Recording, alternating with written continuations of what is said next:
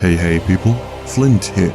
Initially I wanted to make a video about Consume, but then Amazon Games published another perfectly well-made game.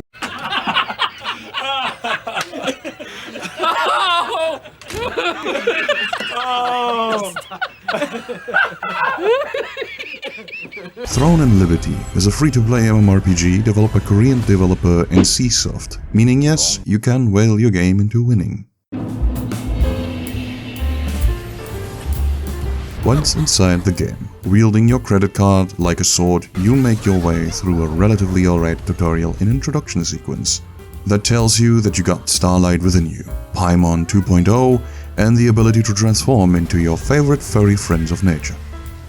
After that, you find out that not only are you absolutely nothing special amongst the thousands of other special stardust-sniffing furry transformers, you can also morph into other beings, like crabs, goblins, spiders, overly monetized Battle Pass miniatures.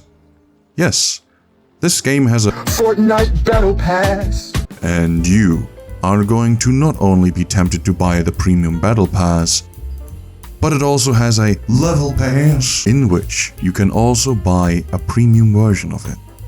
But that's aside the point. You got to choose a primary and a secondary weapon with individual skills and passive skills to equip. There are a few weapons to choose from, but ultimately it boils down to tank, healer, and damage dealer type of weapon combinations, amongst which you got sword and shield, the wand with a book, which both can have whatever as a secondary to complement them, and for damage dealer you got bow and daggers. Seriously, I wasted a lot of materials to find out what to run, and even though most DPS builds use the daggers, the only true damage dealer class is bow and daggers. Everyone else is a clown with a funny hat. Hold on, Flint, I hear you say. I don't see this advice on build pages and all that. I do have other options, right? Yeah. If you play the content up to level 50. But honestly, once you hit endgame content, you're going to realize how difficult it is as a black mage in a white neighborhood. So you might as well say that you have freedom to do whatever you want in that game. And sure, more power to you. Life skilling in this game can be summarized up to fishing, cooking, and taking bigger L's than your little brother does at playing Tarkov. What? You wanna tell me that you don't have a little brother? See, that is what you get for living in Ohio. Fishing is self-explanatory. Get a hook, get some bait, throw the hook, yank the pole until the fish is tired, and then be happy that you got materials for literally just cooking, or a bag with materials that increase your fishing pole. You fish to fish in order to become the fish. But I digress. Cooking surrounds itself around materials that you can fish, gather in the wilds, buy from the local shopkeep, and salt. These highly marketable plushies you can collect in-game, and also the might of your credit card. You can go into your whimsical home and send these plushies on expeditions, preferably once to get salt. The more expeditions they finish, the higher their level, and eventually you can send more plushies out. And then you cook for buff food.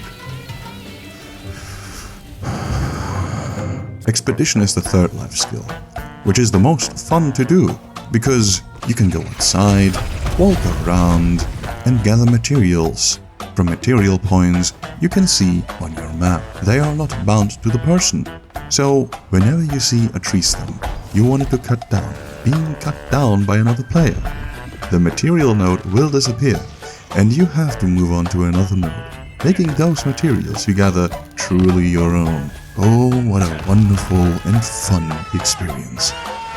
Speaking of, did you ever want to know how it feels like to be playing online from the actual Amazon forest?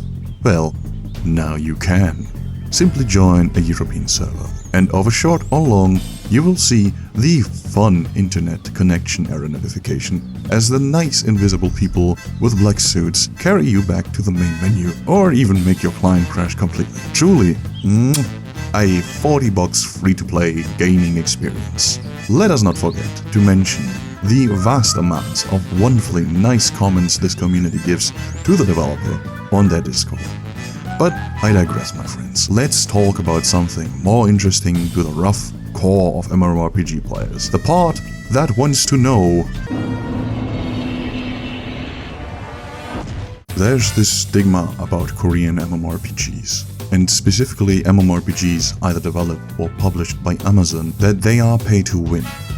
I am here to debunk that theory in the most truthful manner, for you see, the endgame of Throne and Liberty consists of creating or becoming part of a guild, join organized guild events with other max level players, and grind for gear in dungeons. In that aspect, Throne and Liberty really isn't too much different from your average MMORPG.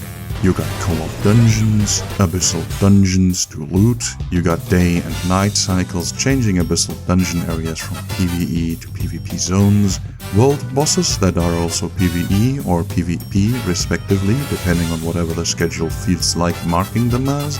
And if that isn't enough, you can also grind contracts and PvP events for gear. Or you could just wield the combined might of credit card and auction house and you just... Trading in this game is probably the most fun mechanic that has ever graced the digital landscape, as trading with other players is virtually impossible without the auction house. In order to trade, you need to set a price for your item, pay the registration fee, and on top of that also pay taxes. And all that with the game's real-life currency. Here comes the money! Here we go! Money talk! Here comes the money!